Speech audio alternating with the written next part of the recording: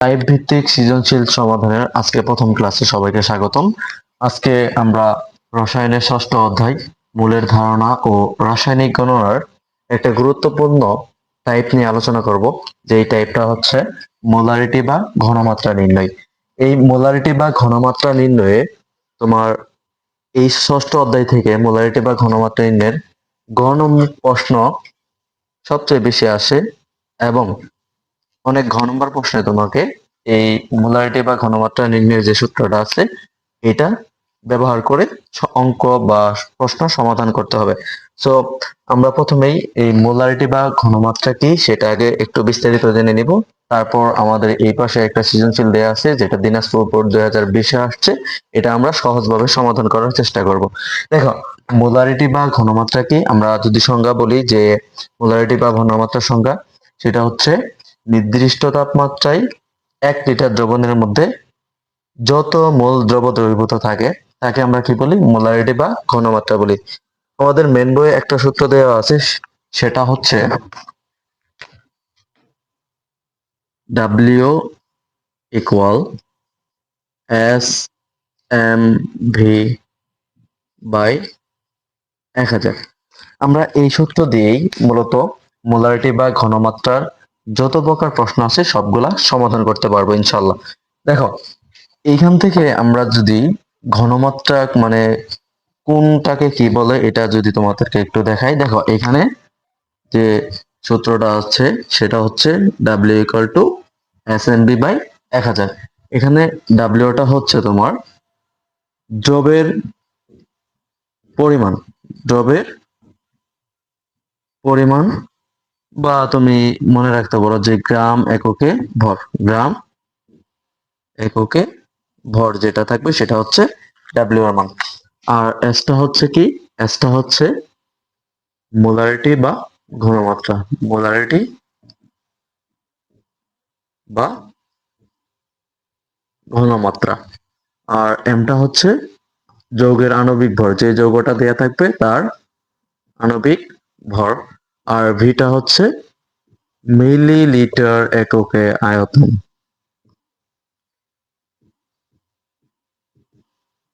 অবশ্যই তোমাকে লক্ষ্য রাখতে হবে প্রশ্নে যে আয়তনটা দেয়া থাকবে সেটা মিলিলিটার এককে আছে কিনা। যদি প্রশ্নে আয়তনটা মিলিলিটার এককে দেওয়া না থাকে, যদি লিটার এককে দেয়া থাকে,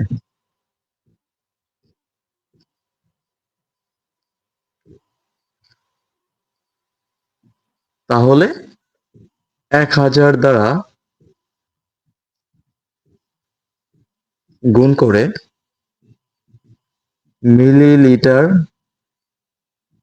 এককে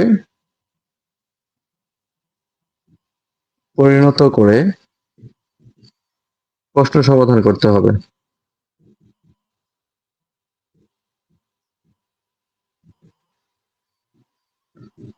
প্রশ্নে যদি তোমার লিটার একক দেয়া থাকে, তুমি যদি লিটার একক দিয়ে এই সূত্রটা ইউজ করে প্রশ্নটা সমাধান করো, তাহলে তোমার প্রশ্নের উত্তরটা বা সমাধানটা ভুল হবে।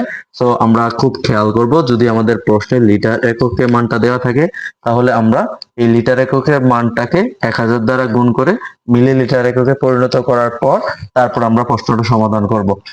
এই জায়গায় কেউ যেন ভুল না করো, এই জায়গাটা একটু খুব সতর্কতার সাথে দেখবা আর কি, যে প্রশ্নের মধ্যে লিটার একক আছে কিনা। যদি লিটার একক থাকে প্রশ্নের মধ্যে, তাহলে 1000 দ্বারা গুণ করে মিলিলিটার এককে পরিণত করবা। এইখানে আমরা এই সূত্রটাকে কনভার্ট করে একটু ডিরেক্ট ঘনমাত্রা বা মোলারিটি নির্ণয়ের সূত্রটা করতে পারি। দেখো, এখানে W equal S M B by 1000 দিয়ে আছে। সো আমরা আবার এই সূত্রটা লিখি, W equal S M B by 1000। এখন দেখো, সমানের এই পাশে, সমান চিহ্নের এই পাশে কি আছে? একটা ভগ্নাংশ আছে। এই পাশেও কি আছে? একটা ভগ্নাংশ নাই যদিও। আমরা ডাব্লিউর নিচে মনে মনে কি ধরতে পারি? 1 ধরতে পারি, এটা সমস্যা নেই। আর এখানে আমরা কি করতে পারি? একটু ক্যালকুলেশন করতে পারি। এই 1 এর সাথে এস এম ভি গুণ করলে কত হয়? S M V. আর এই ডাব্লিউ এর সাথে 1000 গুণ করলে ডাব্লিউ গুণ 1000। আমরা এখান থেকে কার মান বের করব? ঘনমাত্রা এস, তার মানে এস কে রেখে আমরা যদি এমভি কে ওই পাশে নিয়ে যাই, এস এর সাথে এমভি গুণ আকারে আছে, ওই পাশে সমানের ওই পাশে চলে গেলে কি হবে? অবশ্যই ভাইয়া, অবশ্যই ভাগ হয়ে যাবে। তার মানে এমভিটা নিচে চলে যাবে। তাহলে আমরা এখানে ডিরেক্ট এই সূত্রটা ইউজ করতে পারবো, ঘনমাত্রার ডিরেক্ট এই সূত্রটা ইউজ করতে পারবো যে এস ইকুয়াল ডাব্লিউ গুণন 1000 বাই এমভি। এখানে সবগুলোর পরিচিতি আমরা জানলাম। এস হচ্ছে মোলারিটি বা ঘনমাত্রা, যার এককটা আমি লিখে দিই, যার এককটা হচ্ছে মোলারিটি বা ঘনমাত্রার একক হচ্ছে মোলার। মোলার বড় হাতের এম দিয়েও প্রকাশ করা হয় মোলারকে। আর ডাব্লিউ হচ্ছে দ্রবের পরিমাণ, যতটুকু দ্রব দেয়া আছে এবং বা গ্রাম এককে ভর, এবং ভি হচ্ছে মিলিলিটার এককে আয়তন। কি এককে আয়তন? অবশ্যই আয়তনটা মিলিলিটার এককে থাকতে হবে। আর এখানে লক্ষণীয় বিষয় আরেকটা জিনিস, আমরা কিছু মান দেখব, সেটা হচ্ছে আমরা যদি দেখি প্রশ্নে 0.5 মোলার থাকে, সেটাকে বলি আমরা সেমি মোলার দ্রবণ। সেমি মোলার দ্রবণ। আর যদি 0.1 মোলার থাকে, সেটাকে বলা হয় ডেসিমোলার দ্রবণ। আর 0.01 মোলার যদি প্রশ্নে থাকে, সেটাকে বলা হয় সেন্টিমোলার দ্রবণ। আমাদের প্রশ্নে অনেক সময় এই যে লেখাগুলো লেখা থাকে যে সেমিমোলার দ্রবণ বা ডেসিমোলার দ্রবণ বা সেন্টিমোলার দ্রবণ, আমাদের প্রশ্নে যদি সেমিমোলার দ্রবণ লেখা থাকে, তাহলে অবশ্যই সেখানে মোলারিটি বা ঘনমাত্রার মান বা এস এর মানটা হবে কি? এই এস এর মানটা হবে 0.5 মোলার। আর ডেসিমোলার লেখা থাকলে আমাদের এস এর ভ্যালু হবে 0.1 মোলার। আর সেন্টিমোলার লেখা থাকলে আমাদের এস এর ভ্যালু হবে 0.01 মোলার। সো এই বিষয়ে একটু সতর্ক থাকবা, এগুলো যদি আমাদের প্রশ্নে আসে তাহলে আমরা সমাধান করতে পারবো ইনশাল্লাহ। তাহলে আমাদের মোলারিটি বা ঘনমাত্রা কিভাবে নির্ণয় করতে পারি, এই সম্পর্কে যাবতীয় যে তথ্য আছে তোমাদের সবকিছু বোঝাই দিয়েছি। এখন আমরা দেখো, এখানে যে প্রশ্নটা দেওয়া আছে দিনাজপুর বোর্ড 2020-এর একটা প্রশ্ন। আমাদের প্রশ্নের মধ্যে একটা পাত্র দিয়ে আছে, এই পাত্রের মধ্যে দেয়া আছে একটা যৌগ। যৌগটা হচ্ছে NaHCO3, সোডিয়াম বাই কার্বনেট। পরিমাণ কত দেয়া আছে দ্রবের? 24.5 গ্রাম। এবং আয়তন কত দেওয়া আছে? 250 মিলিলিটার। তাহলে এই প্রশ্নটা আমরা কিভাবে সলভ করতে পারবো? যেহেতু আমাদের এখানে উদ্দীপকের যৌগের মোলারিটি নির্ণয় করতে বলছে, তাহলে আমরা এই মোলারিটি নির্ণয়ের এই সূত্রটা ইউজ করতে পারবো, এই সূত্রটা ইউজ করতে পারবো। আমরা ডিরেক্ট এই সূত্রটাই ইউজ করব এখানে। দেখো,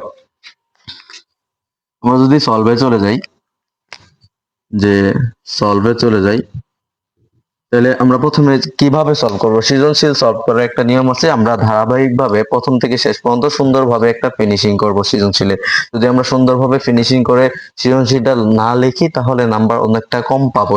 তাহলে আমরা সৃজনশীলটা কিভাবে লিখতে হয় এটা তোমাদের আমি একবারে বিস্তারিত বোঝাই দেবো আজকে। যে আমরা প্রথমেই কি লিখবো? উদ্দীপকের যৌগের মোলারিটি নিয়ে আমরা কি সরাসরি অঙ্ক করে অ্যান্সার নামাই দিব? না, সরাসরি অঙ্ক করে অ্যান্সার নামাই দিলে আমাদের হয়তো বা স্যাররা একটু মন খারাপ করতে পারে যে অনেক কিছু লেখা হয়নি। আমরা একটু লিখবো ডিটেইলসে। উদ্দীপকের যৌগটি হলো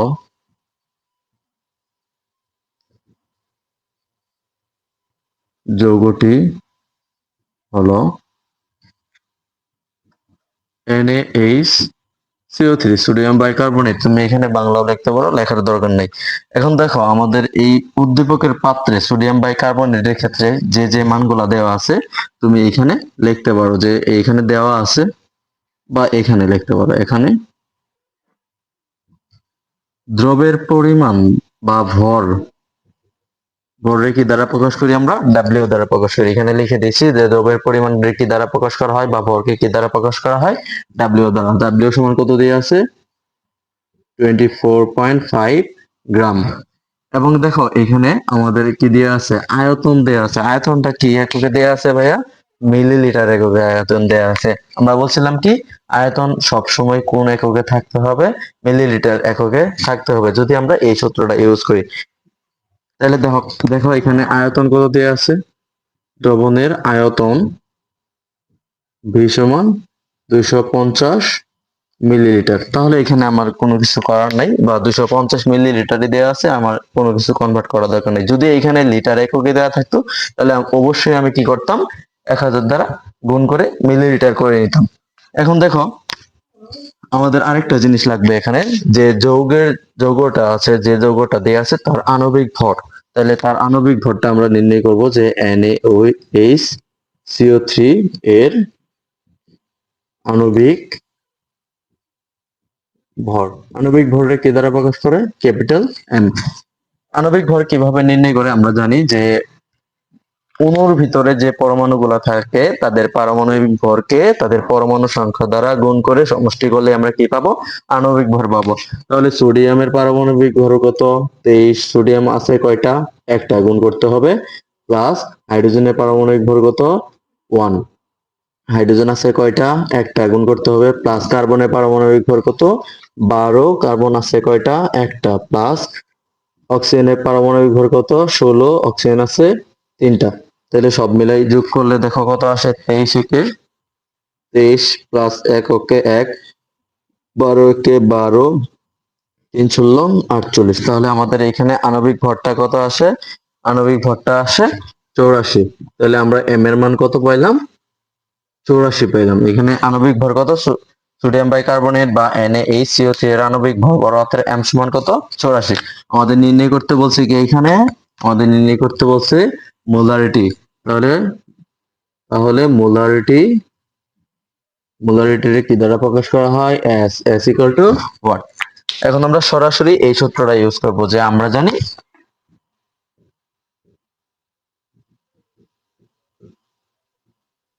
জানি S ইকুয়াল W গুণ 1000 বাই এমভি। আর কিছু নাই। এখন আমরা শুধুমাত্র কি করব, এই পাশের তথ্যগুলা থেকে মানগুলা বসাই দিব। দেখো এই পাশে ডাব্লিউ এর মান কত দেয়া আছে, 24.5 গুণ 1000, এম কত, আণবিক ভর 84, গুণ ভি কত, 250। তাহলে আমাদের রেজাল্টটা কত নামে, ক্যালকুলেশন করলে রেজাল্টটা নামে 1.17। আর ঘনমাত্রার একক কি, বা মোলারিটির একক কি, আমরা জানি মোলার, বা বড় হাতের ক্যাপিটাল এম। তাহলে আমাদের কি হলো, এইটুকুই আমাদের উত্তর। তবে আমরা নিচ দিয়ে একটা লাইন লিখে দেব, সৃজনশীল যেহেতু একটু সুন্দর করার জন্য লিখবো, যে সুতরাং উদ্দীপকের যৌগের মোলারিটি